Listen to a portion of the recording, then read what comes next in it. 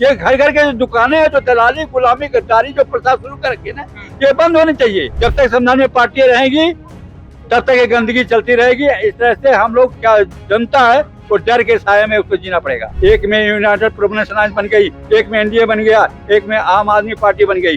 कहाँ भला हुआ देश का? नेता जब लड़ेंगे, मुखिया जब लड़ेगा तो ब्लास्ट नहीं होगा तो और क्या होगा? तुम नेताओं संभल जाओ, अब भी संभल जाओ, अब भी मिलकर रहो, लड़के लड़ो मत।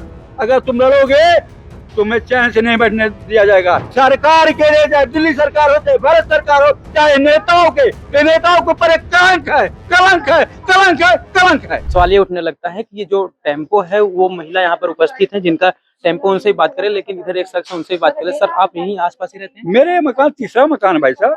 तो क्या कुछ हुआ? आप यहीं पे घर पे ही थे जब? नहीं, एक्चुअली मैं घर पे नहीं था। अनलकली मैं गया था यूनियन बैंक ऑफ इंडिया में, वो एक किस्त समय जमा करना था। वहाँ जाने के बाद मैं सीधे बस वजीरपुर डिपो गया। वहाँ बस का पास बनाया। मेरे पोते ने फोन किया कि ऐसे घटना घट गई।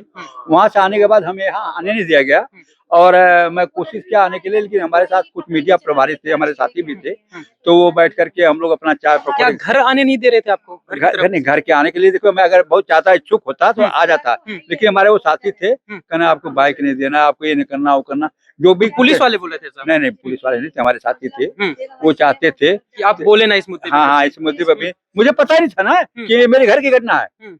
मैं समझा नहीं कि घर की घटना है, लेकिन बाद में जब मुझे पता चला, मैं आया हूँ तो ये देखता हूँ मेरे घर की घटना है। और दिल्ली जैसे राजधानी में आप रहते, अगर सुरक्षा हो रही है तो बोलना तो जरूरी है। नहीं, बोलना इसलिए जरूरी है कि मैं अंतर्राष्ट्रीय संस्था का अध्यक्ष हूँ। मैं भारत मानवता संघ का राष्ट्रीय अध्यक्ष हूँ। मैं अन्ना आंदोलन का मैं इंचार्ज रहा हूँ।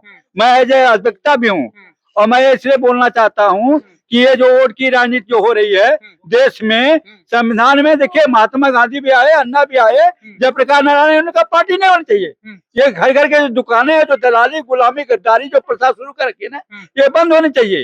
अरे देश हित में काम करो, जो भी करना देश हित में काम करो। अरे धर्म जात संविधान में अलाउड नहीं करता है, आर्टिकल 15 कहता है। मैं अधिवक्ता हूँ, मैं इसके बारे में बहुत कुछ बोल सकता हूँ। लेकिन ये जो घटना हो, इससे राजनीति से क्या मतलब? राजनीति से तो है, ये सब कुछ है। ये जो ब्लास्ट ब्लास्ट होने का कारण क्या है कि आपस में लड़ते हैं। पार्टी से पार्टीशन हुआ, खंड भारत का खंड हो गया। ये पार्टी संविधान में नहीं है।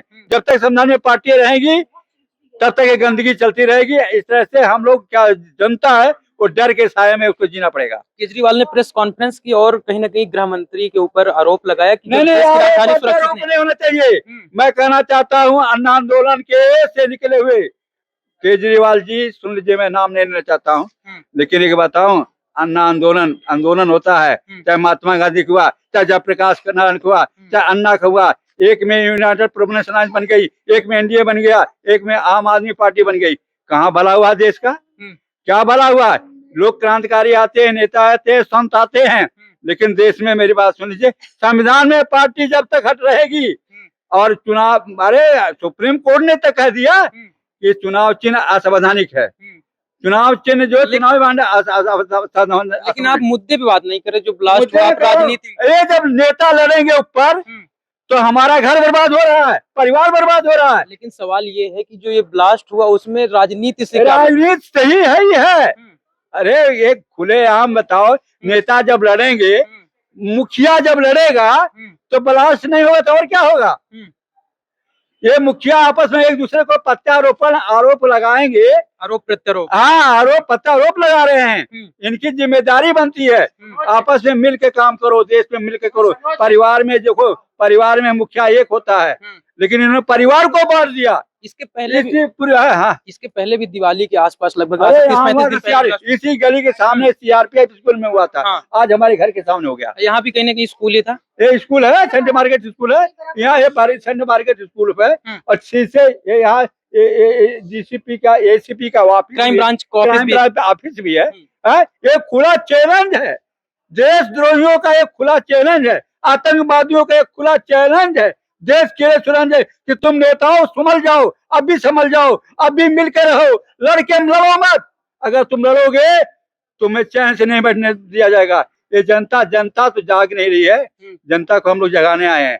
पहले खबर ये आ रही थी कि ये कहीं ना कहीं बगल में मिठाई की दुकान है, उस सिलेंडर में ब्लास्ट हुआ, फिर ये हो कि स्कूटर में ब्लास्ट हुआ, लेकिन अब कहीं ना कहीं सफेद पाउडर मिला है, तो उससे ये लग रहा है कहीं ना कहीं ये बम ब्लास्ट था। श्रीमान जी, बम ब्लास्ट, देखिए मेरी बात सुनो, इसके बारे में हम नहीं जान सकते क्या है क्या नहीं है।